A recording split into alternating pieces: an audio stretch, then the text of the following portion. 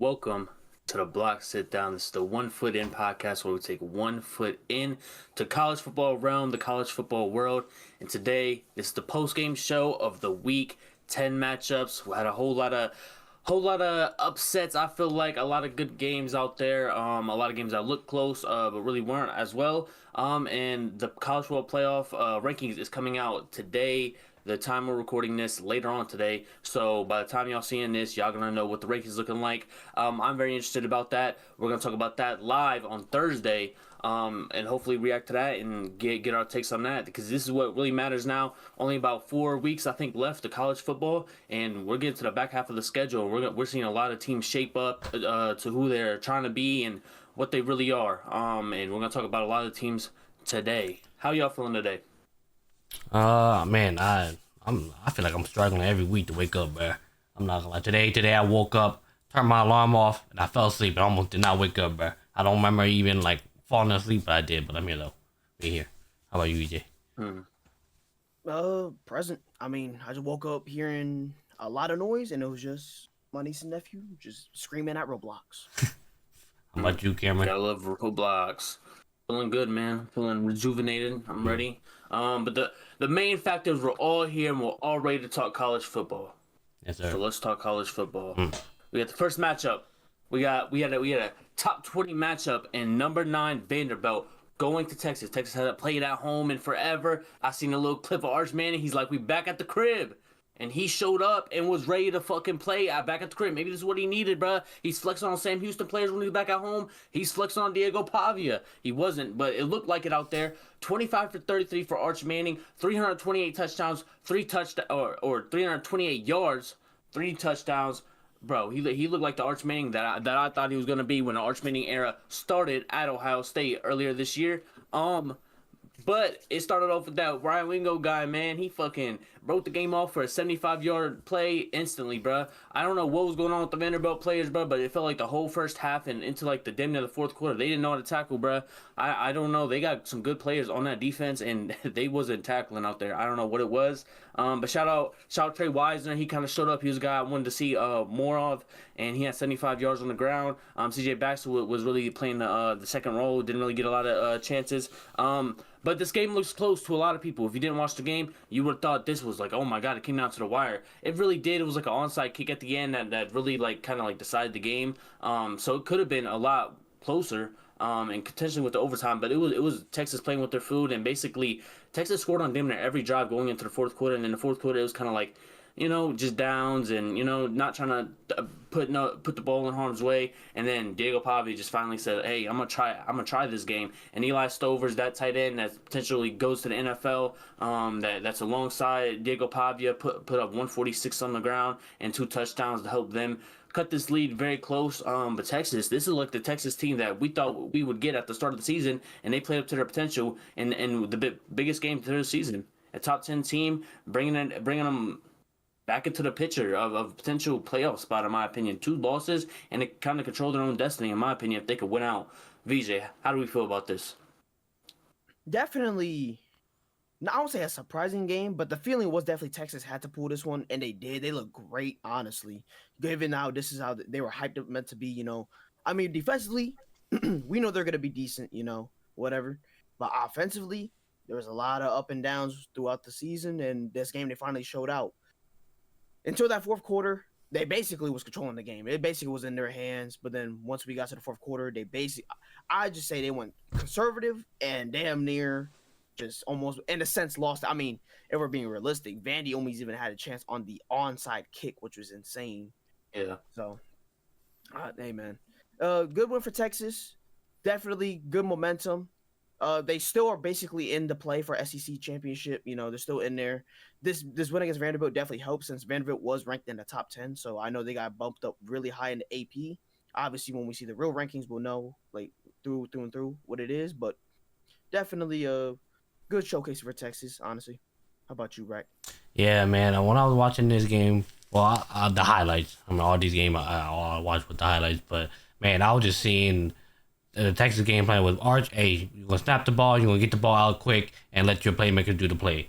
And they was doing that. He was getting that ball off quick, and playmakers making play, and Vanderbilt could not fucking tackle to save their fucking life. I was like, there was like so many plays where they could just stop them and then, you know, had them punt kick that shit. But no, bro, all these receivers, honestly, the dump off to maybe the running backs or the tight ends, bro, they catch that ball and they just go running for an extra 5-10 yards, getting that yard that Vanderbilt should have stopped them at, and they just couldn't stop the ball for whatever reason. So it's like everything was just going right for Texas. Like the score 31-34, yeah, 21 point coming from Vandy in the fourth quarter. When I'm not gonna get in third quarter, I'm like, yeah, Texas got this shit locked. There's no way Vanderbilt coming back to this shit until we come to the offside kick. Bro, Vanderbilt was literally a fucking.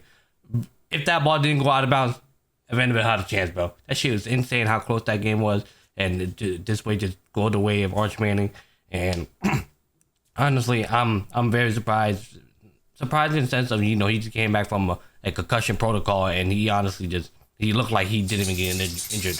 But, you know, we go talk about a Mateer, bro. You see what that injury did to him, but, you know, that's more of a different type of injury in the sense of, you know, he had surgery on his hand, so his throwing hand at that. But, you know, a concussion is still just as important. You know, that's fucking with your head, bro.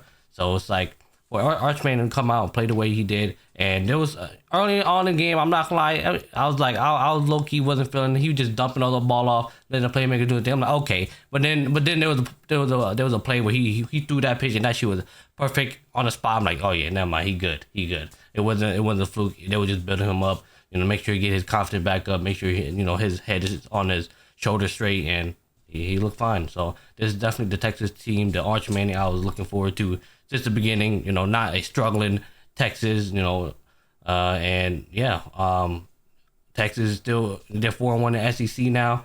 They definitely have a chance to take it far. If Arch continues to play like this and they keep game playing like this, yeah, this is the number one Texas that we should have been seeing. So yeah, Cameron. Yeah, the Arch concussion looked like more like he knocked the screws like back into place, bro. The screws were loose the whole season, and then he finally. The concussion helped them figure it out. Yeah.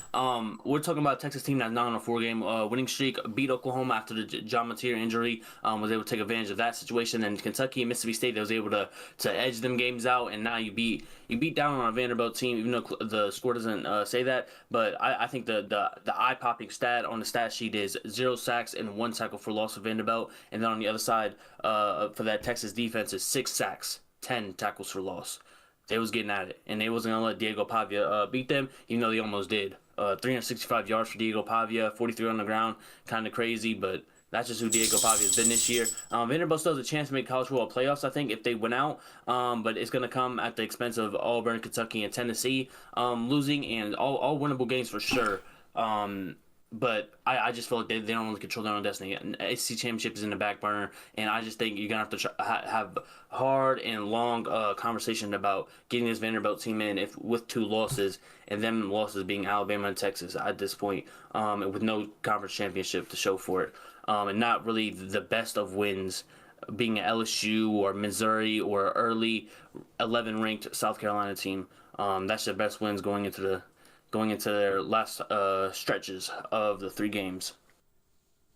But anyways, we got Texas finally shaping up. We're going to continue the SEC play. We got number 18, Oklahoma, going into a blackout game in Tennessee. Very tough, very difficult to play in. And they take on number 14, Tennessee. And they end up coming out with the win. John Mateer's looking more like himself. I think it helps with Xavier Robinson coming alive out of nowhere the last 2 games. And then Mateer can use his legs finally. He finally was able to use them. Had 80 yards on the ground, 159 over the air. And yeah, man, I ain't gonna lie. I feel like this team is a lot different when Mateer uses his legs. If you can't throw the ball, that's fine. We just need another part of your game. Your legs, the intermediate passes, and that's what he was able to find. Joey Aguilar and Tennessee felt like they had control of this first half. It felt like there was a fumble, and that R. Mason Thomas was able to fucking grab up, and then it was like a dude was hugging him for fucking 30 yards, 40 yards, and then he just shook him off at the end and then ran it down for a touchdown. And I'm like, what the fuck is going on, bro? This dude, R. Mason Thomas, is not the smallest guy. So why is he fucking shaking this dude off for while he's on his back for 40 yards, and then they were able to get 7 off that? in the first quarter. But Tennessee downfield, I feel like they was playing their game. Mike Matthews was 76 yards. Braylon Staley, the third wide receiver on this team, 75 yards. Chris Brazzell, 6 receptions for 68 yards. These are the guys that are playmakers. And Joey Aguilar put the ball in harm's way a couple times, and it resulted in 2 interceptions in the second quarter. And that's why they didn't really have a lead going into half. And then they came out, and it was like it didn't feel like the same Tennessee team. I would say it's the same Tennessee team, but it was just like a lot slower with the pacing. I feel like Deshaun Bishop, he's a guy that has big playmaking ability in that backfield for Tennessee and that's offense. 12 carries for 38 yards is not going to help them a lot. Averaging 3.2 on a carry is just not what he's usually up to. He's usually getting in them 100-yard ranges and at 15 carries and stuff. But shout out to Oklahoma defense. They were getting at it. I felt like they had 4 sacks on a day, but it felt like it was one of them pressure situations that Joey Aguilar had to try to leave the pocket, and it was making bad throws at that. DJ, what'd you see from this game? I think this game was definitely a good game for Oklahoma. It definitely, like you said, a little bit like it kind of did feel like Tennessee, was actually keeping up in there. It's basically bang for bang, essentially. What I feel like what made the difference in this game, in my eyes, is the fact that Oklahoma's big plays came at the right time. I think that's what literally took them above Tennessee, especially like the fumble. I know the end of the game, like the little, I forgot what it was. It was a turnover, but basically Oklahoma was at the goal line and Mateer just ran it in to be a dagger per se. So yeah. I just think like the Oklahoma big plays came in at the right time, and this is what they need, honestly, to kind of rebound against a good team in a good environment, especially in Tennessee. So definitely a great win. I think Tennessee kind of just didn't look themselves after the big mistakes. They were trying to, I think, do too much in my eyes, and then they kind of just went away from not, giving the guys that they need to give the ball to the shot. And there were just mistakes coming in with sacks, some turnovers here and there. So good win for Oklahoma.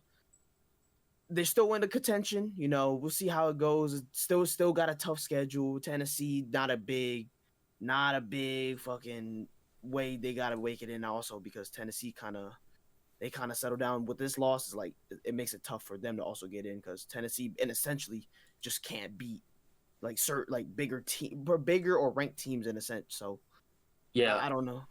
Yeah, we talked about them not having really a signature win on the season. They now lost to Georgia, Alabama, and Oklahoma. They are really the only ranked opponent left is Vanderbilt. Vanderbilt just lost to Texas, we just talked about. In Florida, which they gave Georgia a run for the money. We're going to talk about that later. In New Mexico State, they only got 3 games left. Already got 3 losses on the season. It's not looking good for Tennessee and their playoff hopes. But you just hope to get a good bowl game, I guess, at this point. Good opponent.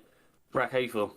Yeah, I'm not gonna lie. Shout out to, I was looking for him, Tate Sandell. Hopefully I said the name. That boy went 4 for 4, fucking kicking that ball, and I'm pretty sure it was like all 40, bro, all 40 plus, bro. And I felt Transfer. like, bro, I'm pretty sure that as I was watching the highlights, bro, I was like, bro, him smacking all these field goal kicks, bro, was just like motivating this like Oklahoma 40 pluses too. Yeah, that's what I'm saying, bro. So it just kept motivating this Oklahoma team to just come for the Tennessee team. They knew they was coming in here as an underdog. They're away. Tennessee blacked out. Bro, I'm not like in the first half, it looked like it was all Tennessee. Even though Oklahoma still came back, Tennessee scored immediately. Oklahoma came in, but I felt like that him scoring them field goal kick, especially in the second quarter, bro, just kept it in there, and they were like, oh yeah, we're in here. If he coming out kicking 40 plus yards every single kick, every single time, just straight in the net, no question asked, bro. It's just that's all you need from your kicker to stay in this team, bro.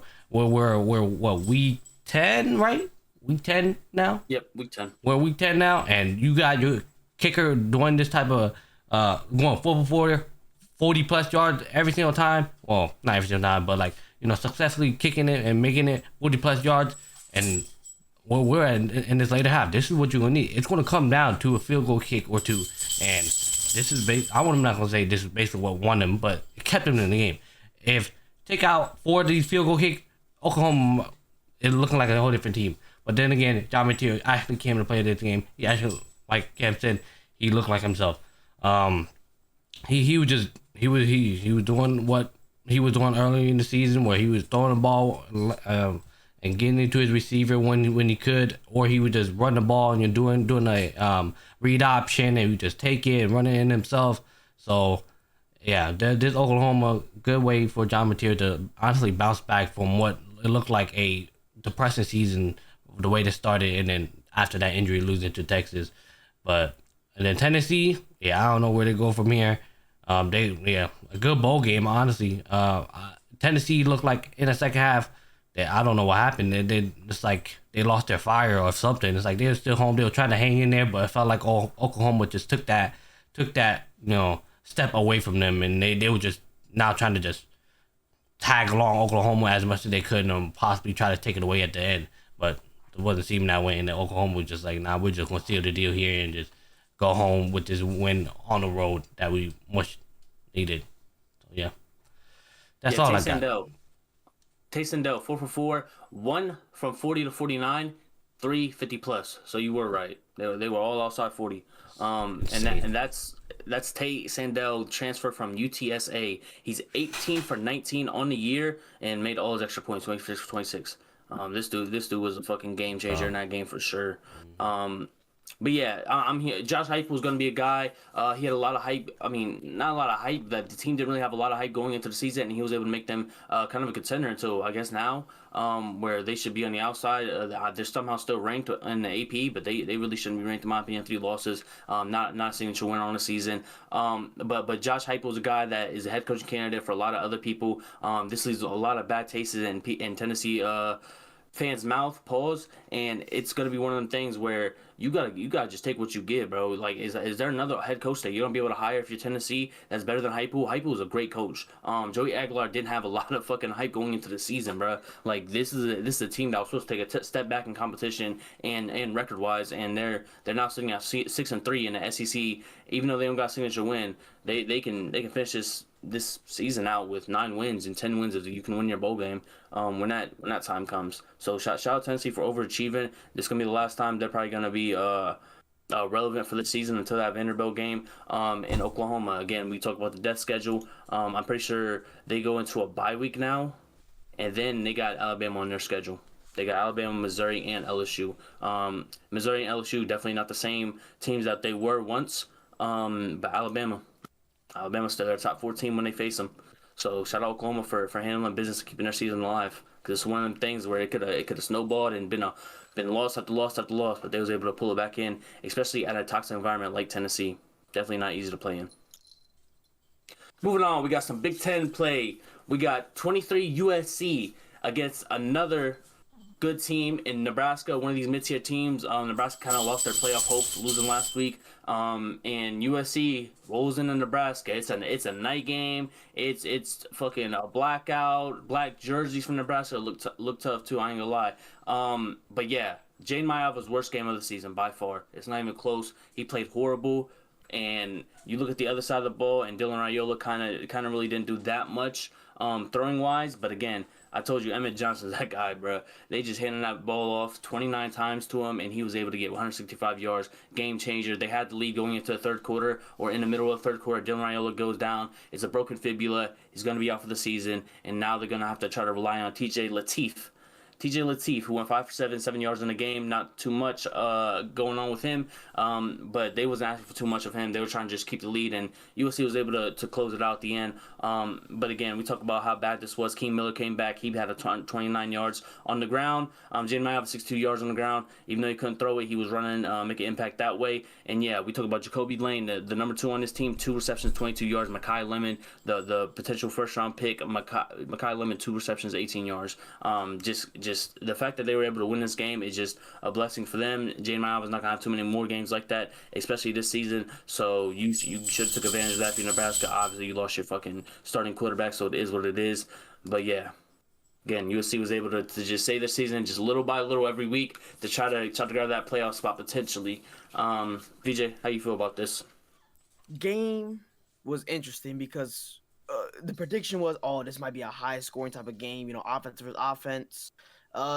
Opposite, scrappy game. Really didn't exceed, like, I think it's under 40 points, 50, like 45 something, like pretty low scoring. So it's like 38. Not everyone was expecting that. So it was like, it definitely was interesting to see. Obviously, the big breaker out this one, obviously USC, even though they put it off, definitely a scrappy win in Nebraska, nighttime environment, a good environment, honestly. But Nebraska losing Dylan Raiola is definitely big news for Nebraska because now it's basically chalk the season. you pretty much just lose your fucking franchise quarterback to this season. Next season he'll probably be back. Who knows? It will be 100% though, obviously, because a broken fibula is no broken shit to be messing around with, because that's pretty important. So obviously, definitely a more scrappier game than what most people would expect, but nonetheless, it was definitely an entertaining game, especially since Nebraska had their blackout, was actually super fire, like you just said. USC just toughed it out at the end, and they were able to pull it through. So, congrats to them. They keep their Big Ten hopes alive. Probably, they still got hope essentially, but Nebraska is basically done for Big Ten play. So, it is what They had 3 losses going into this game, so their season was kind of choked. You kind of glad you kind of lost them in the middle of this game and you couldn't win. It is what it is, because you lose to that Minnesota team like that, and then they get blown out to Iowa next week. It's kind of like you really didn't have a shot at the playoffs after this. But it started with USC if you was gonna try to get back in there. How about you, right? Yeah. Who would have thought? Lincoln Riley getting it done on the ground, bro. This is Lincoln Riley is known for his air raid offense. But Cam said earlier, Jeremiah, this is his worst game yet, and I'm not gonna lie, their running game was pretty good. I'm not gonna lie. King Miller, I'm not gonna lie, he was getting them yards, bro. You gave him that ball, he was going through them pockets, he was finding them holes. Honestly, shout out to the online. They're probably the main reason why them holes was even open. But man, USC look. If you would have told me this wasn't a Lincoln Riley team, I'm like, shit. I could see why it wasn't, because the way they've been running the ball, that shit looked great. It's honestly one of the main reasons why they was able to stay in this game. King Miller was just throwing it all on the ground, and even though he got 1 TD, but it's just like 129 yards with 18 carries. It's like it adds up. All them yards they were just trying to get was great, but Nebraska, yeah, I'm not gonna. Their black was fire. They painted their end black too. I'm like, that's kind of fire. But yeah, Nebraska. I didn't. When I was watching, I was kind of curious on how early on Dylan Raiola got taken out. I didn't realize it was like basically the third quarter, right towards the end, right. So I was like, damn, they was still like right in there, and they could honestly took it away if he stayed in for probably the rest of the the game. It wasn't that far away, and for him to take out like that, I'm like, damn.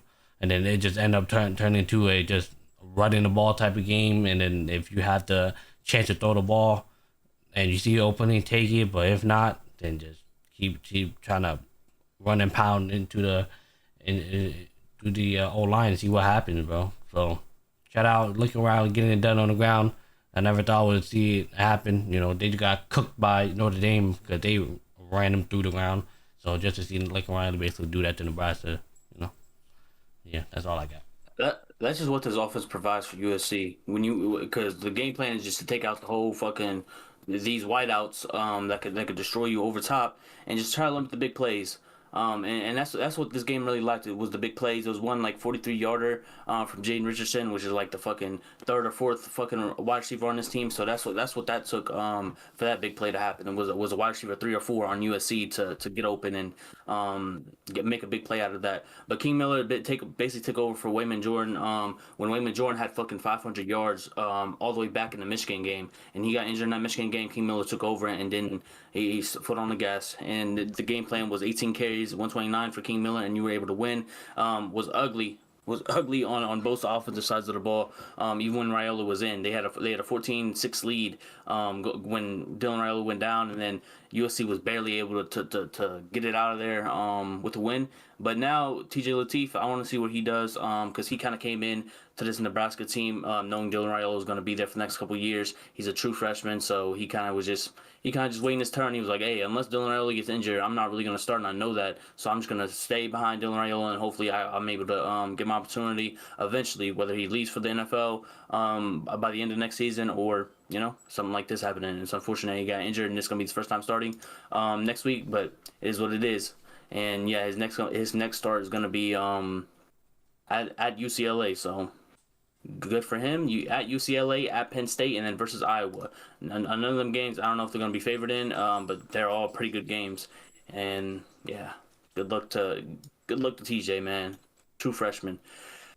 Now we got some Big 12 action. Brendan Sorsby, the Heisman hopeful, didn't look like the Heisman hopeful on Saturday. They put up 14 points. The number 17 team in the country got upset about the number 24 team in the country. They got fucking dog walked. I don't know.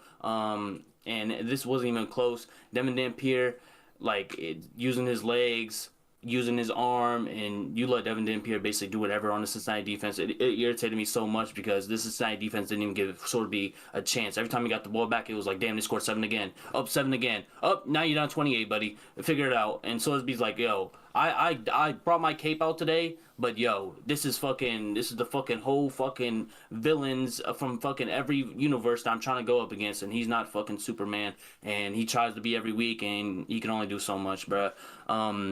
Again, like he had Cyrus Allen had 133 yards on 2 receptions, but like these are the type of things that like as a defense for Cincinnati is kind of like frustrating. 45 points, and it was just like, bro, can you get a stop, bro? Field goal, maybe just like a turnover. No, like Devin Napier did through a interception, and there was a fumble. I think it was like a fumble, and then someone someone got an interception. I think Sorsby threw an interception. And then they fumbled it right back. I don't know, but yeah, it's just a sloppy game all over. But that Cincinnati defense irritated me so much, man, because every time the number just kept going up, bro. It just kept going up every time Sorsby got the ball back, and I'm like, I don't know if they got the firepower to keep up and try to get a comeback, and I don't know if this defense wants to stop this Utah offense at all, and I don't think they can. VJ, what do you feel? Man, this game was definitely a lot more lopsided than I thought it would be. Obviously coming in here in Cincinnati, they were looking at top, especially in that, that Big 12 realm. They were looking up top, and now it's kind of like, damn, it plummets a little bit. They're still up there, but it's like this is not a great loss to have, especially in Big 12 play where it's kind of needed.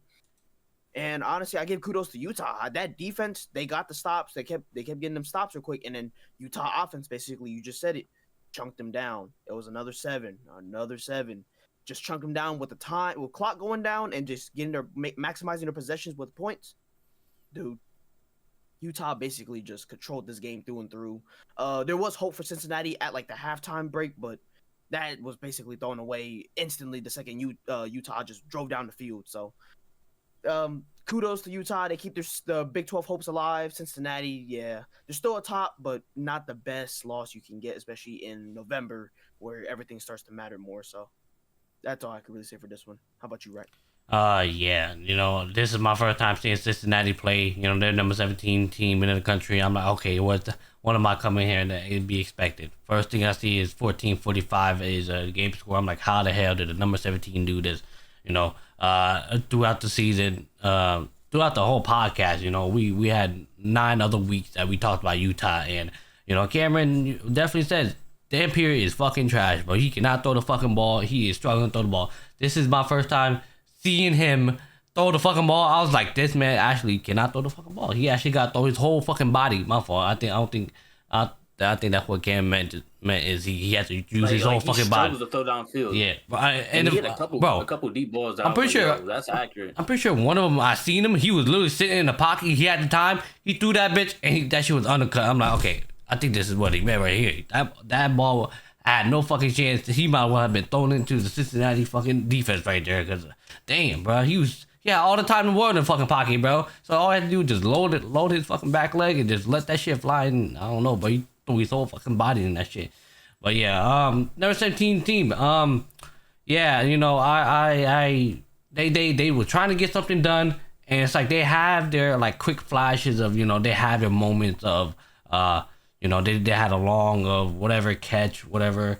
There were some plays where they were wide open and Sorsby was able to get the ball to them, and it led to something, and sometimes it didn't, and it felt like they wasn't even in it no more. They were trying to, but Utah just kept just raining down on their parade. Utah would just come out and just sack Sorsby up. That momentum you just gained by having that big yard over the air. Well, we just sacked you now. Now you gotta go fucking punt this bitch back to us where Devin Dampier is about to fucking run around and dump it off or throw his whole body so his receiver can catch the ball and then his receiver do something. It was just on and off. It was just a Utah type of game, bro. They were just doing whatever they want, whenever they want, and basically just how long can we kill this time and how much points can we put on top of Cincinnati before this game is over. That's what it felt like. But yeah, that's all I got. All right, talking about the Utah team, I gave Dan Pierre his credit, bro. He could use his legs. He's a dual threat quarterback at best, but I just don't think Utah can go that far with Dan Pierre at the helm. That's why I just like it's like a give or take with this quarterback. It just like you can't throw that deep and accurate, or do you want a guy that can make plays with his feet and throw pretty good intermediate passes? And that's just what Utah is. Again, Utah 7-2, 4-2 in Big 12. They're the victims of the top two in the Big 12 and losing to BYU and Texas Tech in this season, and that's why they're not going to be in the Big 12 championship unless something catastrophic happens with the top three teams. And that top three team. On the outside looking in is Cincinnati. Cincinnati still has a chance to win this. They have the loss to Nebraska. That's out of conference, but this is their first in-conference loss. Puts them third in the Big 12. And what that means is Texas Tech also has a one loss in the Big 12. And this week, one of the biggest weeks for Big 12 play up to the season is going to be BYU and Texas Tech matchup. So that's might be a preview of the Big 12 championship. If Texas Tech can do that, BYU has one loss in the conference. And then the week in 2 weeks, you got BYU and Cincinnati going head to head. So that one of them, if BYU loses that, or Cincinnati could use that as leverage to get to Big 12 championship. So this team isn't done. If you're Cincinnati, Sworsby can still be that guy. You just really hope that defense can show up against BYU and a freshman, and that Bear Bachmeier guy is pretty fucking good on offense. So it's gonna be a long day, and big plays should be made in that game. But again, it's a three team race in that.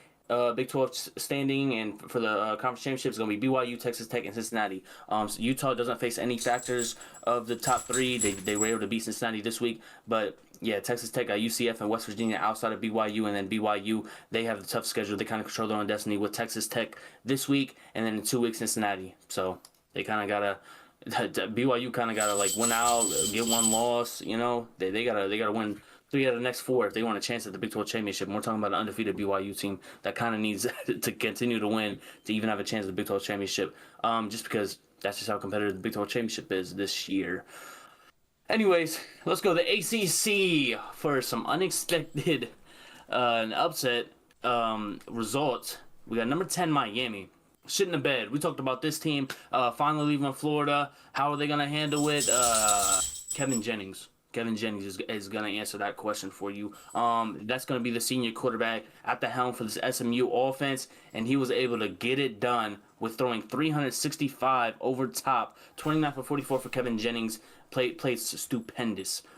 This Miami defense was getting after them, I feel like, with 2 sacks, but I ain't gonna lie, Carson Beck, again, playing like Carson Beck from last year, and this is what people were afraid of, and Miami kind of fizzled out now. They had 2 losses, and they did lose in overtime, but this is, again, a SMU defense that was like, hey, Malachi Tony, that freshman, we're going to try to limit his plays. The little, like, dump offs, the short passes. You can have 9 receptions, Malachi Tony, but you're not going to get over 100 yards. And that was the game plan, and that's what was able to help them secure that victory. Also, Mark Fletcher, I feel like he didn't really have an impact running-wise. They kind of leaned on him a little bit to try to open this game up a little bit more. I don't know if he's not that guy.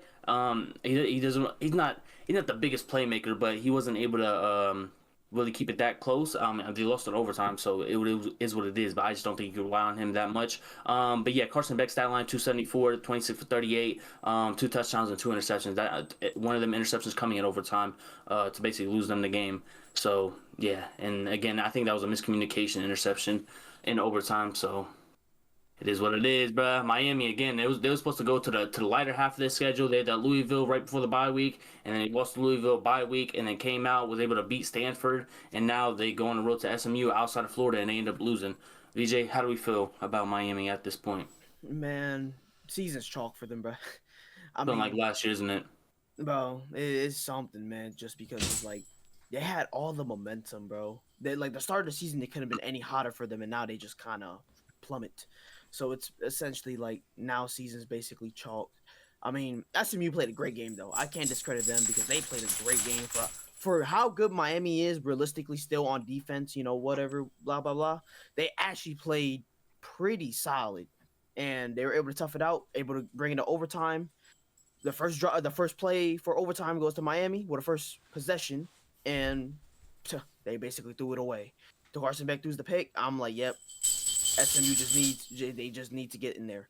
SMU literally just, I'm pretty sure all they did was just run the ball like 7 times and they end up scoring the touchdown. So I was like, Yeah. SMU, congratulations. You literally just destroyed Miami's chances this year. So, being honest, I applaud you. I appreciate you for that because realistically, Miami team was just kind of interesting to me, and I really did not want them to be good. However, for Miami, we'll see what happens. I mean, they're a great NIL team still, so they still pulling in their things. They still got their resources here and there, but definitely so. Yep, this season just pretty much showed that the ACC is kind of fucked right now. So we'll see what happens. I mean, I would say it is still safe, but Georgia. I mean, we'll get into Georgia Tech. Man, that shit was crazy. Also, so that's all I can really say. How about you, Rack? Yeah, this SMU, man. Like I said, this Miami starting off hot early in the season. We thought Miami about to be the number 4 team, number 2 team, number 3 team, whichever one, 1 through 4. Nah, never mind, not 1 through 4. Yeah, that team over there will be number 1. 2 through 4, they're gonna be somewhere around there. They're number 10. Lost to unranked SMU. By the way, SMU hasn't won against a top 10 fucking AP opponents. It's fucking 19 something, by the way. 1970. 1970, bro. I was gonna take a screenshot of that, but I'm like, I don't think y'all really care about it. I'll just know it was a 19 something. It doesn't matter what decade. No, just know it was back then. We wasn't even alive, so that just shows you that how crazy this was. But shout out on SMU like D lineman. Whenever Miami tried to pound the ball in for that extra couple yard in, bro, they stuffed that run, bro. They were trying to rely on Mark Fletcher so much that it was looking hopeless when they couldn't get it. It's like I'm not gonna lie, Carson Beck, as much as we are saying he resorting back to Georgia, I wouldn't. The only time I would put the sole blame on him is in that overtime game. The first pick he threw was he threw to Trader, which honestly it was a beautiful pass. Trader just ended up just fumbling it, which SMU just scooped it up. Thank you. So he just scooped it up, and it's like I couldn't even blame Carson Beck. It was a beautiful ball, bro. It was like it was right there. He just fumbled it, and then SMU was just right there. He picked it up and took it from there. But other than that, Miami Hurricane they was not able to really distribute, throw the ball how they usually do, throwing 20+ yard, 40+ yards. They were just dumping it off. He do Carson Beck would go through his progression, got nobody, dump it off. It just kept on repeat. Oh well, shit, we're 3rd and 1. Let's try to run the ball up for 1 yard. SMU just stuff them. It's like SMU run defense was honestly the main reason why they was able to keep them in close enough game. Honestly, the whole SMU defense. I'm not willing to say that because they was not able to get the ball over the air like Miami usually does. And then when it comes to overtime, this is the only time I'll blame Carson Beck, bro. He was unconfident, bro. He was hesitating to try to throw the ball, and then he was like, shit, fuck it. Where my number one guy in Malachi Tony at? Oh, there he is. But at that corner, he was like, I'm already knowing where you about to go to. You over there pump faking. You hesitating. I'm about to go under and just take it and seal the game from there.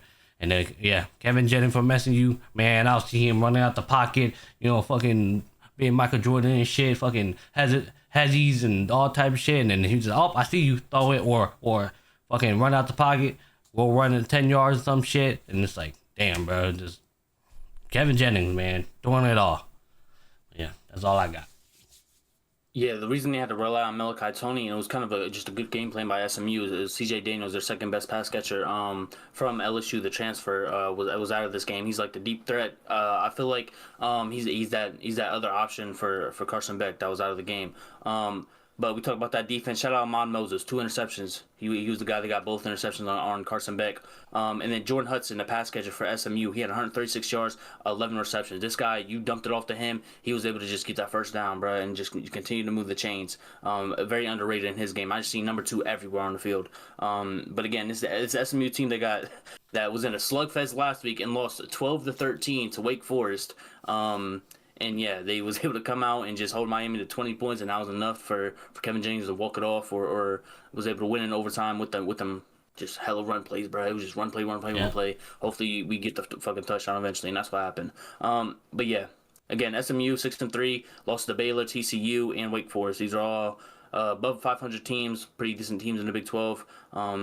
And yeah, SMU's top 5 in ACC, bro. With that win, they have 4-1 in ACC play. But now we look at another ACC matchup. One that I thought could be interesting if everybody played up to their potential, and CJ Bailey played up to his fucking potential. Number 8, Georgia Tech, the Yellow Jackets. They got to kind of win out because they have that Georgia game at the end of the season. We kind of know what's going to happen there, hopefully. But yeah, this is a Haynes King-led team, and yeah, they put up 36 points and somehow still lost to NC State, who played damn near perfectly with 48 points. This is the NC State team that had no Hollywood Smothers. Hollywood Smothers is one of the best running backs in the country. And so we talk about who's next in line? Jaden Scott. Scott had fucking 196 with 24 carries.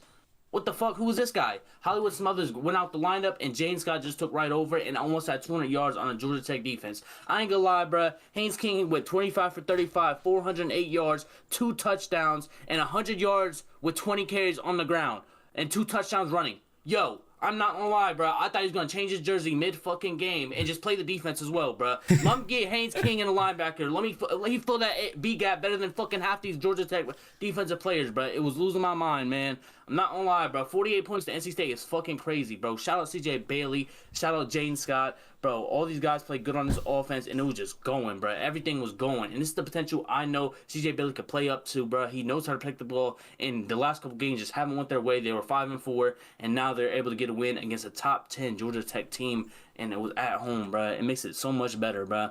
Bro, how does Haynes King go for 500 yards, and they still lose, bro? Like, he need to pull a Travis Hunter to win this game? Like, are we serious right now? Do I need to see fucking Haynes King getting a fucking defensive stance and fucking guard the number 1 on NC State, who was Teddy Hoffman, who had 74 yards and a touchdown? Yo, this shit lost me, right? And this is the Georgia Tech.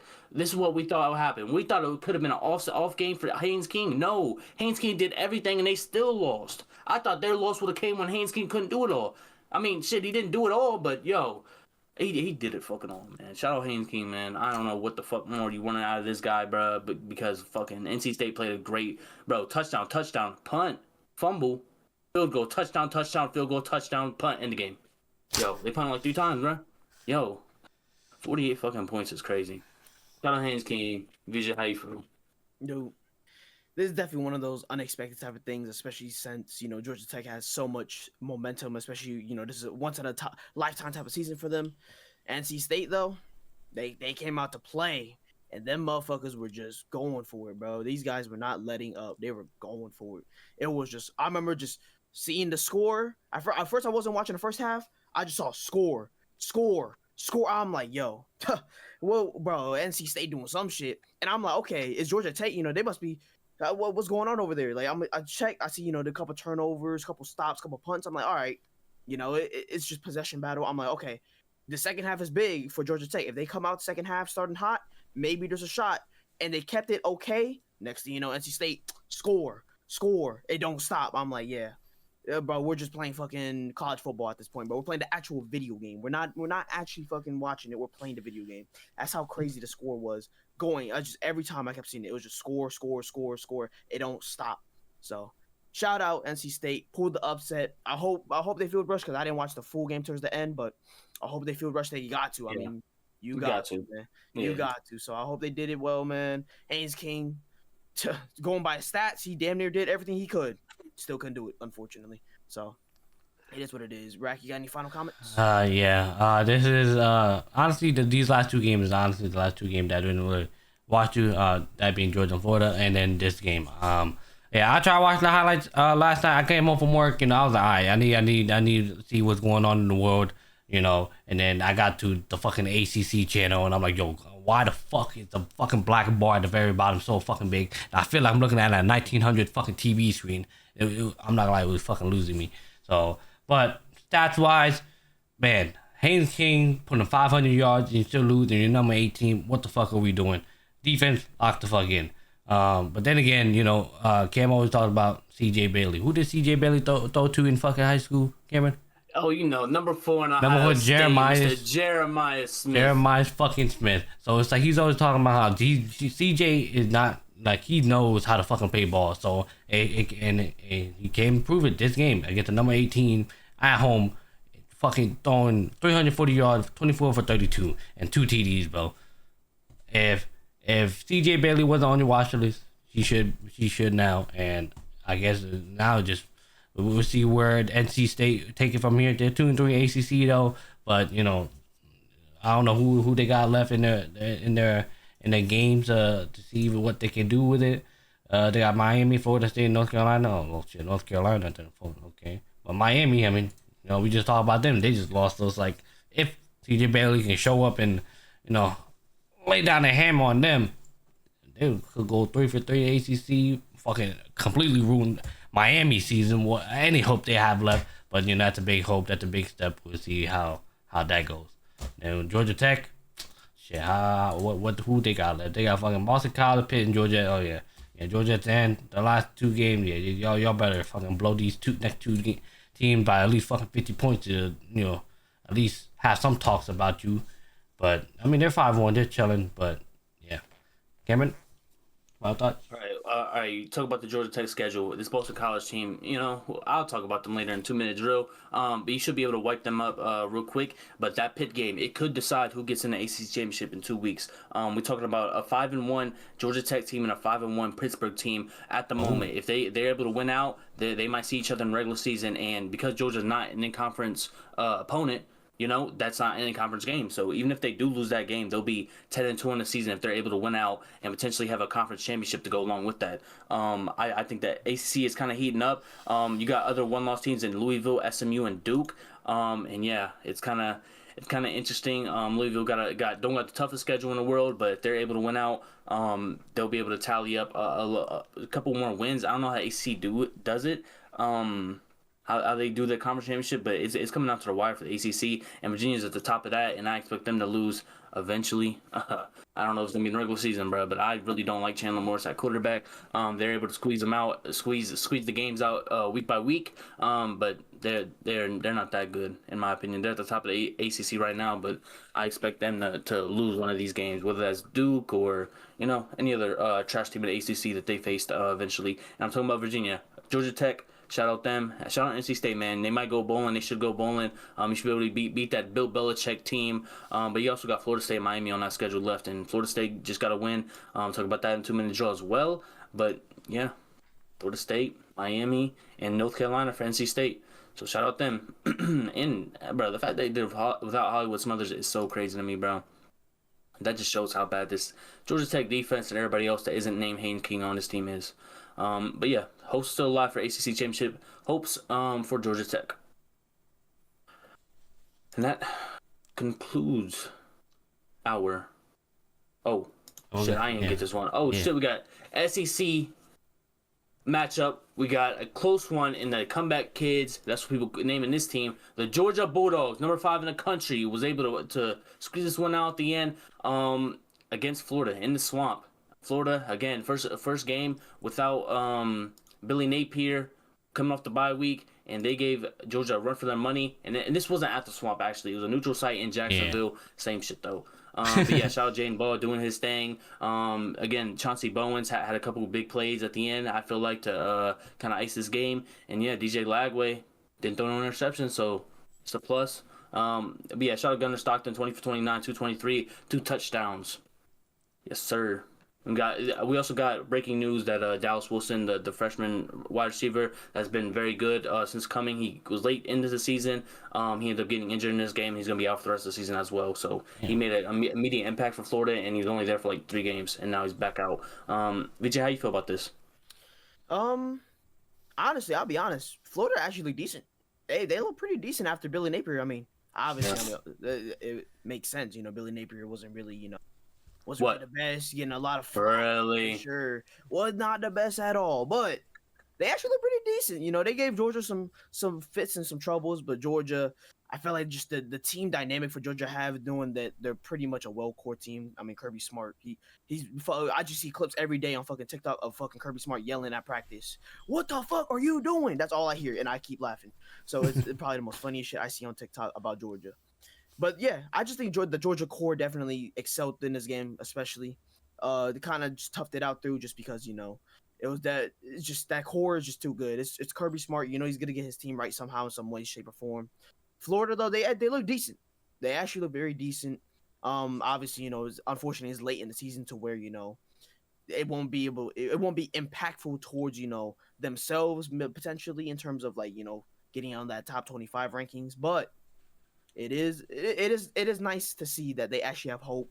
DJ Lagway actually did some things, so it's just nice to see. I mean, I can't really say too much because obviously it's only one game from Florida with the new interim coach.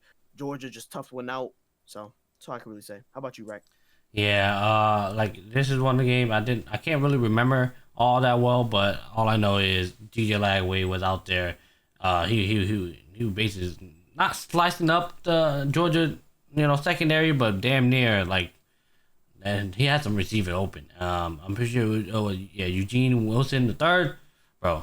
Yeah, I felt like that's all I was seeing over there on that Florida offense. If DJ Lagway wasn't handing it off, I just seen Wilson just. There he is, wide open. There he is, giving the ball to him. And he just takes it and do whatever he wants. Gunnar Stockton, on the other hand, he was trying to do everything. 20 for 20, 29, 223 yards. That boy, Zachariah Branch. I think I just butchered the fuck out of his name, but fuck it. 112 yards. It was basically Stockton, Branch versus Wilson and Lagway, bro. That's how it felt like. It was a close game for obvious reason, and honestly, surprisingly, a close game. Neutral site and Florida looking like a whole different team. Yeah, that's all I got. Oh, my fault, VJ. I do want to point out also for Florida side that was a catch. If you watch the game, you know what I'm talking about. Oh yeah. That was a catch, bro. Yeah, I don't remember seeing the ball touching the ground. Call it a catch on the field, bro. Didn't they not call it a catch? So I'm like, I don't think they're gonna reverse it, bro. It was called a. It was really incomplete, and they looked at it, and I guess it wasn't enough, bro. But like, I don't think it touched the ground at all. Not one bit. Like literally, I'm seeing angles I never seen from, bro. Like, bro. Nah, it wasn't. Like, I feel like there was not enough irrefutable evidence, bro. For sure. Like, when I seen that couple angles, I was like, yeah, they're not gonna be able to reverse it, bro. It would be shocking, bro. But that's just how ACC coaching been, or ACC refereeing been this whole year, bro. It's been terrible. But shout out. Yeah, shout out Georgia. They're able to just squeeze these games out one by one, and come back every single one. And these are good teams. I won't say Florida's like at the top of their resume of wins. But shout out CJ Allen. 13 total tackles, bro. That dude felt like he was everywhere on the field, and that's what he has to be because this defense just doesn't seem like the Georgia defense in the past, and even the offense doesn't look like Georgia teams in the past. But it is what it is because they're 7-1. I'm hearing low ceiling, high floor for them. Like that's all I hear throughout the year, and they got Mississippi State, Texas, Charlotte, and Georgia Tech to finish out their season. I expect them to win at least 3 of the games. Texas probably gonna give them the best run for their money, in my opinion. But yeah, for Florida, I mean bowl game, probably not. They're at 3 wins, and it's fucking November. Kentucky, Ole Miss, Tennessee, and Florida State. You're gonna have to do some damage against to get 3 wins. It's not gonna be easy at all. But yeah. Shout out Georgia again, top 5 team, continuing to win no matter how ugly it is. All right, that Kirby Smart. Now Georgia right there. It is time for the 2-minute drill. I don't know why we call it 2-minute drill. I guess like I try to take 2 minutes to talk about every single team, some less, some more. But yeah, I try to bring up teams that are fighting for like a playoff spot at this point in the season, conference championship, games that are important for players, coaching, all of the above. And this has a lot of implications on the playoffs and coaching. Summerall, the head coach for Tulane, has been getting a lot of looks from other Power 4 teams, and the American is kind of like the conference that's going to bring out who that last spot is going to be for the playoffs. And Tulane was at 1 loss until this game. They ended up getting fucking dog ran by fucking UTSA. I can't tell you what happened. Redcliffe ain't the best quarterback in my opinion. But Tulane was able to get an early win against Duke early in the season. But yeah, they had 1 loss going into this game. Now they have 2. Probably gonna eliminate them from the 12th spot in the playoff for the group of 5. But is what it is. I just thought it would be interesting because Tulane has a couple interesting games coming up. Again, we look at the American standings. We got Navy, Memphis, North Texas, USF still there. And yeah, for the rest of the schedule, it's kind of like Memphis. So is what it is. Memphis control their own destiny in American. But moving on, we got the ACC matchup. We got North Carolina, the Tar Heels versus Syracuse Orange. Yeah, my boy Filardo had to get in the game. Filardi, yeah, I don't know. Ricky Collins is out. I don't know. They felt like he had fucking 7 losses on his resume since Angeli went out. So they was like, yeah, let's go with Filardi today. Well, Filardi went 4 for 18, buddy. I think Ricky Collins played a little bit better than this guy because I could complete fucking 4 passes against North Carolina's defense. No disrespect, but holy shit. Yeah, this game was terrible to watch from a Syracuse fan perspective. There was no one in the crowd. I don't expect them to be. But shout out Gio Lopez.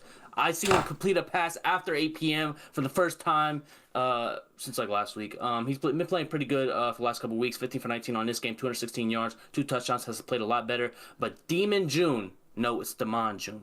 Come on now, the freshman, 5'11", 215. This dude was everywhere on the fucking field. He had 100 yards rushing and then 81 yards catching. Yes, he had the big play with 72 yards, 2 receptions. This guy is the vocal point of this offense, and they need to feed this guy for the rest of the season, bro. North Carolina, they're trying to like figure out if Bill's going to be their head coach by next season, let alone finish off this season. But they got Stanford, Wake Forest, Duke, and NC State. If they want to get a bowl game, it's going to be very difficult against every team just because they're North Carolina at this point. But it was a great win for Syracuse, even though fucking they were playing with fucking a wheelchair fucking quarterback. That's what it felt like. I feel like someone in a wheelchair could play better than him at quarterback. But it is what it is. Now we got the Penn State Nittany Lions making it close. They was only down 14 or only down 3.5, put up 14 in the second quarter. But yeah, this is the Buckeye fan film room. We do a podcast on Ohio State Buckeyes, the football team, and we broke down this game yesterday. If you're watching this today, it dropped. So you could go back and look at that and watch that breakdown. But yeah, shout out Grunkemeyer. He didn't play bad in my opinion. Missed a lot of throws though. But yeah, Ohio State was able to ringworm this shit out. Not ringworm, fucking what's it called, bruh? Fucking choked them out, I guess. And yeah, they didn't score in the second half, unfortunately. And yeah, Ohio State was able to hit, like, I guess, third or fourth gear, whatever you want to call it. And then we got the upset, one of the more underrated upsets. Connor Wegman and the Houston Cougars had a slight chance at the Big 12 championship. Actually, a larger chance because they only had 1 loss going into this game and was very underrated. But yeah, Scotty Fox Jr. I talked about this guy a little bit last year because I think he could be the potential future of West Virginia. Had his best game last week, but then he went on the road to Houston and decided to upset them and put up 45 points. This wasn't a defensive performance. This is an offensive performance. And Scotty Fox Jr., the true freshman at the helm of this. This was a West Virginia team that had fucking three quarterback rotation in the middle of the season. And yes, they found their guy. Scotty Fox Jr. is him. Shout out West Virginia for getting it done. 3 sacks on the day, 0 sacks to Houston, and now Houston's on the other side of the 8 ball when it comes to the Big 12 championship. They don't really control their own destiny. Dean Collins, 71 yards, not enough. And yeah, the high-powered game, 45-35, and West Virginia was able to get the win. Now we got a little Big Ten matchup. Not really matters for the most part, but I just like watching Rutgers because they got 2 good pass catchers in KJ Duff, Ian Strong, 93 yards and 85 yards respectfully. Kaliak Manis, 253, 1 TD on the day. Luke Ottmeyer on the other side, though, had 4 touchdowns, 1 up to him, and was able to get 88 yards rushing. You shouldn't let Luke do that. I don't know what's going on in the Rutgers defense side of the ball, but they're not playing defense over there. 35 points, 13. Wasn't really close in my opinion. Illinois offense was going, and yeah, Illinois is not bowl eligible at least. But yeah, Rutgers is a team that faces that team in the background a couple weeks from now, so that's why I keep a close eye on them because I think these pass catchers are going to give my secondary a little tough time, hopefully, or hopefully not. Duke and Clemson. Duke pulled the Bill Belichick playbook out and was able to win by 1 point at the end after going for 2 points and when squeezing this one out, man. Shout out Cade Klubnik. He was back. He was literally a game time decision, bro. I see Viz on one side. I see Club on the other. They had a side-by-side of them both warming up. Club got the start, and yeah, it was just a back-and-forth game, bro. It was Duke on their neck early. Touchdown, touchdown, touchdown, touchdown, punt, punt. They got a couple touchdowns here, and then punt. Clemson came back in the third quarter. Touchdown, touchdown, touchdown. Field goal. Fucking muff punt, or I think a muff punt. Field goal, touchdown, punt, and then touchdown to walk this shit off with 4.5. Got the ball with 5 minutes left. Was able to take this shit all the way down to 40 seconds left, and it just wasn't enough for Club. And yeah, they went for 2 and everything. Shout out Duke for getting it done, man. Now we move on. We got UCF and Taven Jackson, one of the worst fucking power forward quarterbacks in my opinion, bro. And he didn't look anywhere better than bottom. He got to be the worst fucking the worst quarterback in the fucking Big 12 by far, bro. This dude is ass, bro. I don't know how he gets injured and his backup looks better than him, and then he doesn't even get the look when Taven Jackson comes back. Do 2 interceptions, bro. This game was never close. Fucking Sawyer Robertson, Michael Chick finally found his footing. He was been fucking locked down for the last couple weeks and finally got 82 yards and a touchdown on that. He was just bigger than a lot of people. Had a crazy one hand catch. He's fucking different, bro. But yeah, I ain't gonna lie, Baylor continue to do the little thing for the rest of the year.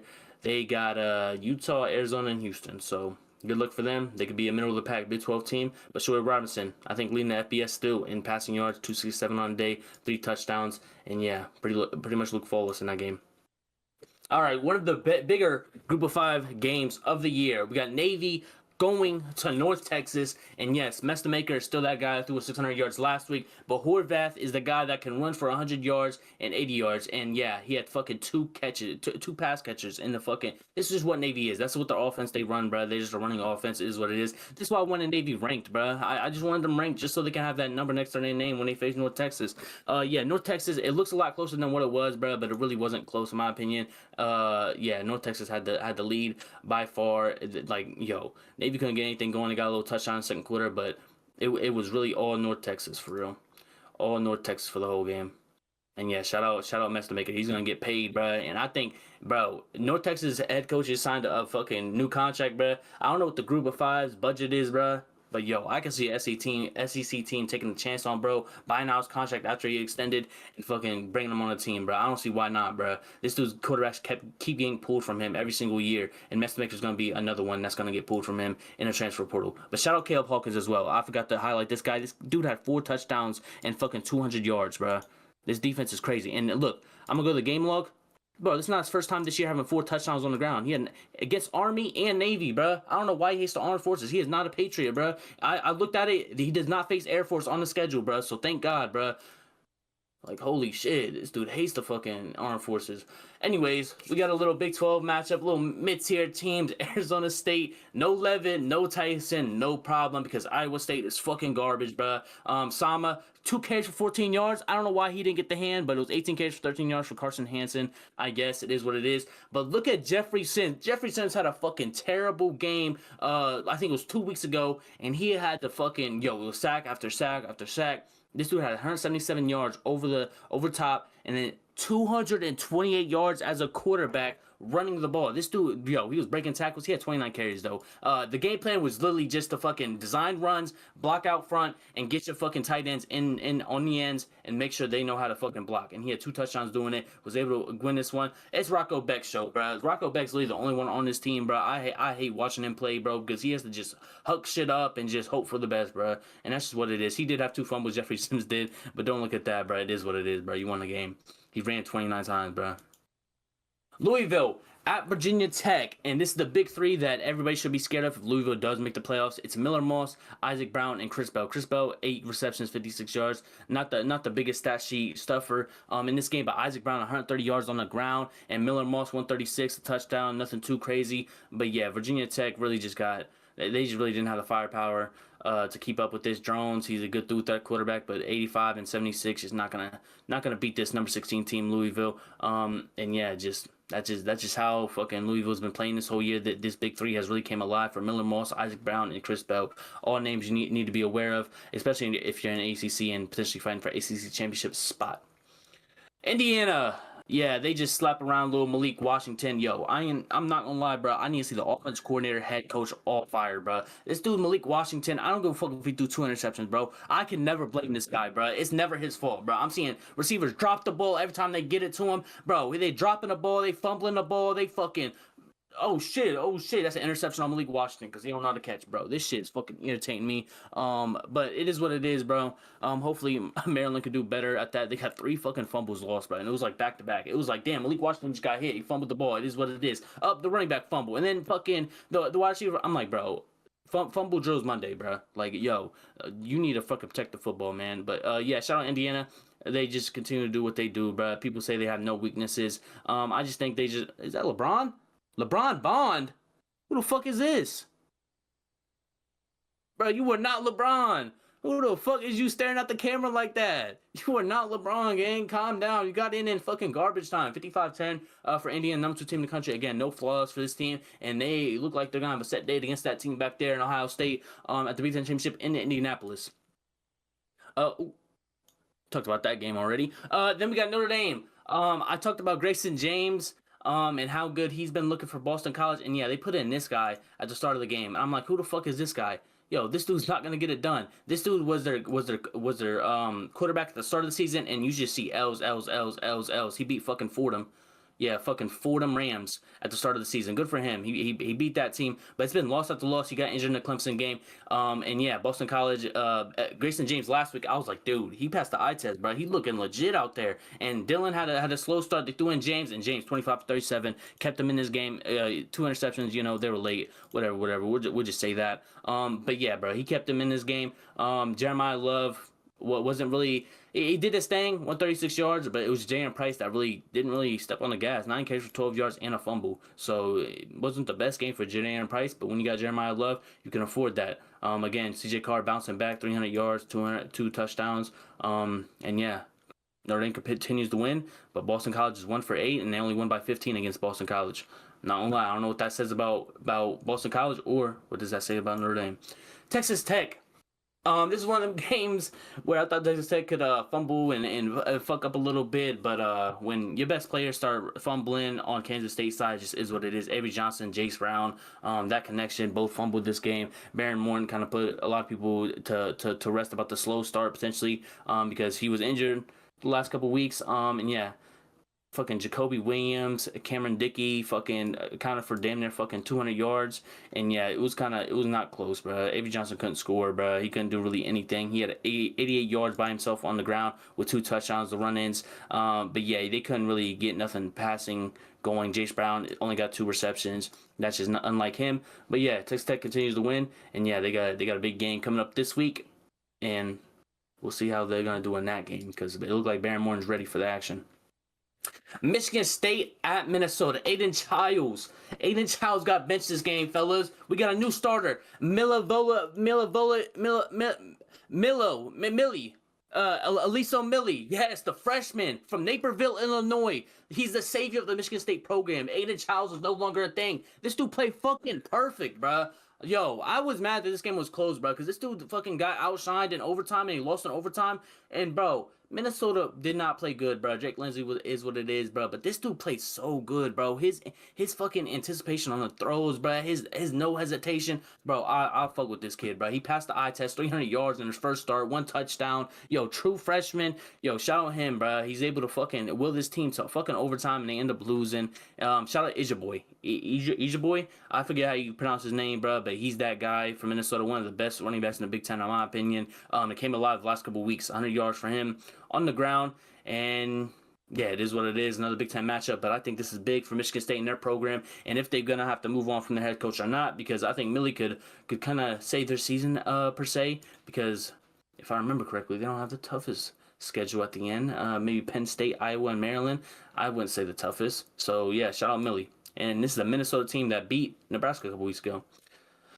Pittsburgh continues to win. They just have to keep winning. And this game, Stanford kind of made it close, I guess, at the end, but Pittsburgh really couldn't pull ahead. They kind of just kept the lead for the remainder of the game. And yeah, Stanford, they didn't really want it, bro. Their offense couldn't get going, bro. Even though he threw for 228, bro, it was never enough. I'm not gonna lie, bro. Shout out Heinz, so he was able to do just enough to get them over the hump. He had 2 bad interceptions, but I don't think Stanford even did anything with them interceptions, but yeah, 2 fumbles as well. He's a freshman, bro. He looked like a freshman out there, but they was able to get the win. That's all that matters. And it was at Stanford. I seen about 25 people in the crowd. So yeah, it looked like all white people that fucking graduated in 1950 when Stanford was actually a good college. Anyways, ACC action again. Virginia on upset alert potentially. But JKS, Sagabatelli, Adam Kalk wasn't able to get it done. Had a couple costly turnovers at the end, just trying to force it. But yeah, shout out Raph, man. Raph is that guy, bro. He had 46 yards on the ground and 66 yards over top. And yeah, you want Jacob Jesus. He had so many bad drops this week. I think, bro, I don't know what the targets were, but it had to be like 2 for 8, bro. He had some costly costly drops and wasn't able to really get it going. That's a guy that should be a number one on this team. And I ain't gonna lie, Sega Patilli kept going to him, and then his long of 30 was that one right after all the drops. But yeah, Chandler Morris was able to get it done. They won by 10, but I do not trust this Virginia team, but they're able to win every single week. So it doesn't matter what I say as long as they keep winning and they continue to win. Mississippi State versus Arkansas. Somebody smells like shit, and it's Arkansas that smells more like shit than Mississippi State. And yeah, 2-7 on the season for Arkansas. Yeah, Taylor Green is fucking by himself out there, bro. If he could throw and pass to himself, I think he probably would, bro. And I think he's pretty fast. So if he's able to fucking keep running, he will be able to fucking get that. And yeah, Mississippi State was able to get it done. Blake Shapen came out for a couple, like I think a drive, and Kamario Taylor, bro. I think he's a freshman. Yeah, he was able to come in, and the offense just look like nothing happened, bro. 2 for 5, 40 yards, and he had fucking 6 carries for 55 yards. Was able to help them score, and Blake Shapen came back in the game, was able to continue that and pull out the win late in the game. And yeah, shout out Blake Shapen, this guy that is very underrated, but I just think sometimes his team lacks. And Davon Booth was supposed to be one of the better running backs in the SEC at the start of the season. 7 carries for 5 yards. That's just not going to help at all, bro. I don't know what happened to him because he's usually a dominant force, bro, on any defense. But shout out Arkansas. New coach coming up at least because Pacino's definitely not going to stay for the rest of the season for sure because he's the intern, but not next year. I would hope not.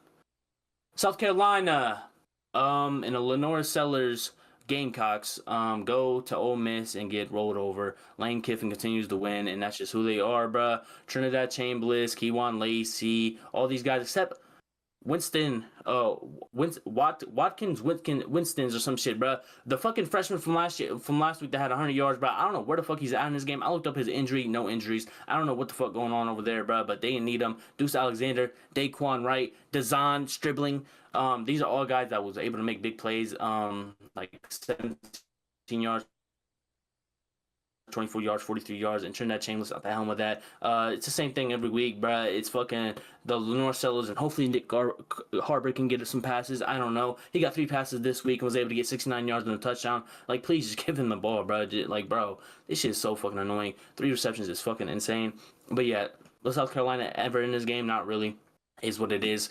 Yeah, Michigan, the Wolverines, ranked 21 in the country, was able to beat Purdue by 5 points. Holy shit. Yeah, Justin Haynes almost out for the whole entire regular season. They didn't really want to put a timetable on it, but he's saying they could return maybe, and I think that's if they go to like maybe a bowl game or like a playoff berth. But that's, I mean, you're gonna lose to Ohio State at the end of the month, so I don't know if that really matters. I would hope he doesn't come back because Jordan Marshall was able to get it done. 185 and 3 touchdowns for Jordan Marshall. That's just what he is. Underwood, I think he had a fumble. Yeah, he had a fumble, costly fumble at that. I think it was in the red zone or something like that. But yeah, Purdue was able to just make it close. Shout out Michael Jackson. Heard his name a lot on the call. And yeah, Brownie was fumbled as well. And yeah, Bryce Underwood still hasn't developed as a passer. I would hope like eventually one of these games where they're up a good amount, they develop his passing a little bit, let him throw a little bit. But they can never pull ahead, bro. They can never pull ahead ever. It's crazy. And this dude fucking Bryce Underwood, they talk about, oh, he's only a freshman. He's only a freshman. He has 3 touchdowns or 7 touchdowns and 3 interceptions. Might as well be the other way around the way he plays. Anyways, no hate. Of course. Arizona. Shit. Colorado. Somebody smells like shit. And it's the fucking white quarterback, Ryan Staub. Bro, we had Kane Solter out there fucking throwing fucking ass cheeks of fucking footballs out there, bro. And this dude, Ryan Staub, gets put in at the start of the second half. What does he do? He fucking drops back twice and throws 2 interceptions on back-to-back drives. Holy shit, bro. You're 0 for 2, 2 interceptions, bro. Lock in, bro. He had like 8 plays, and it was like, yo, we got this freshman quarterback that was a fucking 5-star. Let's kind of use him at the end of the season. They said he's not developed enough. Let's put in Juju Lewis. Juju Lewis played pretty fucking good. Had his first TD patch for Colorado, and now he's going to get the start for next week. He's already been named the starter, bro. So shout out fucking Juju Lewis for getting the start, but yeah, this team smells like shit. And they lost at home at that, and fucking Shadur was in the fucking building as well, bro. Maybe that was one of the reasons fucking they played like him. At least on the Browns. Arizona, 52 points, no Fita. Didn't have to do too much. 11 for 19, nothing too crazy. 4 touchdowns, made it look very easy, bro. These defensive backs for Colorado's ass, bro. And the amount of talent that Colorado has that's underutilized or or not utilized. Like they have so many guys that came in last year and transferred out and are now doing good at other programs. It just goes to show that this offensive staff or defensive staff, all this staff in Colorado needs to get mixed up, bro. I don't give a fuck if it's Dion guys, bro. He's eventually gonna, bro. 3-6 is fucking crazy, bro. Lock in, bro. You're in the Big 12 now. But I'm just saying, like eventually, bro. If we talking about 3-6 next season, bro, we might have to talk about a coaching change, bro. I'm not gonna lie, bro. That's what it is with Dion right now. It's so fucking annoying to watch him play. And now they're gonna shit. Ain't nothing easy for Colorado these days, but they got West Virginia, Arizona State, and Kansas State, bro. These are two good offenses for Arizona State and Kansas State. And that freshman quarterback for West Virginia, is he gonna light this Colorado defense on fire? I don't know. Cutter Boley and Ashton Daniels, Jackson Arnold, and Auburn, and Hugh Freeze's last game. Ashton Daniels gets the start, right? So you would think he would go with him the whole time, bro. They put up 3 points. They put up 3 fucking points. Ashton Daniels, a Stanford fucking transfer. And in the middle of the fucking, what was it, the third quarter or was it the fourth quarter? Up, Jeremiah Cobb, Ashton Daniels. Not this drive. I'm pretty sure it was in the fourth quarter with his job on the line. Hugh Freeze and Auburn throwing Jackson Arnold. Bro, you benched Jackson Arnold last week, buddy. Bro, he threw some fucking, he was not trying to play, bro. That man Jackson Arnold got in the game was like, bro, you're fighting for your job, my boy. But fuck you. You benched me last week. He played like shit. But that's just the whole Auburn fucking offense and fucking team as well. If you're on this defense, Keldrick Folks the only one on this defense that's pretty decent. But yeah, Auburn smells like shit. Jeremiah Cobb is one of the only bright points. Cam Coleman, he got some receptions finally, 5 receptions, 34 yards, nothing crazy. But Cutter Boley, man, 18 for 29, 161, 1 touchdown. It wasn't. Neither one of these offenses look crazy good, bro. But at least if you're Kentucky, the Cutter Boley could finally get a win. The true freshman, they're trying to roll with him for the rest of the season, and it was able to be a fucking struggling Auburn team. And yeah, we got Washington at Oregon State. Pac-12 football is back for this week. I think they're going to take like a 2-week hiatus, and then they're going to be playing each other again at Washington State. Did I watch this game? Hell fuck no, bro. Like it was fucking 7-10, bro. I could groove through fucking SEC football, but not watching Oregon State, bro. Like y'all need to have a winning record. At least one of y'all have a winning record so I can watch the game, bro. But I see Malik Murphy got in the game. That's not a good sign, bro. They paid this man an NIL deal to get in the game and be on their team, bro. He's fucking benched now. He's fucking trash. Shout out Voorhees. The one time I watched Washington State, he was actually decent. Yeah, but again, I'm not watching this game, bro. I love my life too much. Like 6 sacks is kind of crazy though. 6 sacks to 3 sacks. Yeah, it smells like shit over here, especially in the Pac-12. Pac-12 next year gonna be a whole lot better, hopefully. Anyways, the last game we got Wake Forest getting fucking dismantled by Florida State. Wake Forest was 5-2. They won a grueling matchup against what was that team? Wake Forest beat SMU. Yes, the team that upset it. What's it called? Miami this week. They was able to win 13-12. They got blown out by Florida State. And why did Florida State win? Because they know how to use their best wide receiver, which a lot of SEC teams need to realize. Deuce Robinson, 148, 5 receptions, 1 touchdown. He's really that guy, bro. Just throw it up to him and fucking you don't even need to pray, bro, because you know he's gonna come down with it every single time. So yeah, shout out fucking Tommy Castellanos, bro. 271. He's playing like he's fucking his week 1 self. But yeah, Wake Forest got nothing going, bro. I'm not gonna lie, bro. They put up 7 points, bro. Do you really want me to talk about this offense? Nah. 6 fumbles is fucking crazy. You lucky you only lost 1. I don't know what the fuck they doing on that fucking offense. To have 6 fumbles is crazy. But yeah, that concludes the 2-minute drill. And yeah, Florida State's 4-4 now. We talked about the Auburn firing, Hugh Freeze. And then we got the OC from the Gamecocks is fired. Everybody, can I get a hallelujah? Because this dude's fucking trash. He doesn't know how to use Nick Harbor. But yeah, I don't know how deep y'all want to get in the conversation about it. I mean, it's self-explanatory how the season's been. I don't think there's much more need to say. I mean, for Hugh Freeze? I mean, look at their record. So I mean, look at their past game. You just said it. It should be determined at Hugh Freeze at the start of the season at like the SEC fucking media day. He was like, yeah, this team should compete with all SEC teams. We should be trying to get a playoff spot. And it was like, bro, you lost to Kentucky, bro. If you can't beat Kentucky, what the fuck is Alabama gonna do to you at the end of the season? Probably put that belt to your behind, bro. And Keldrick Folks are gonna go to the fucking NFL as a top 10 pick, and you're not gonna utilize him. And fucking Jackson Arnold's gonna transfer again for the 3rd year in a row. But yeah. Hugh Freeze, another job opening, big job opening. The SC gets another team Another team potential head coaching jobs. I think Summerall for Tulane could be a good guy to get at Auburn, but this is one of them teams that I think should take a chance on somebody. Offense coordinator like a Dan Lanning to Oregon hire. I think they, bruh, Auburn football is not what they used to be, bruh, and it hasn't been that way in a long time. And Hugh Freeze did not hope that. Anyways. Yeah, shout out Mike Shula. He's out at South Carolina. He's been asked. Wasting Lenore Sellers doesn't know how to use Nick Arbor. Not much to say. I don't give a fuck who's gonna be the fucking offense coordinator from here on out because he's probably gonna be better than Mike Shula. Conclusion. Oh man, oh man. Wow. Wow, oh wow. Alrighty. Any final thoughts, y'all? Any last comments? We good?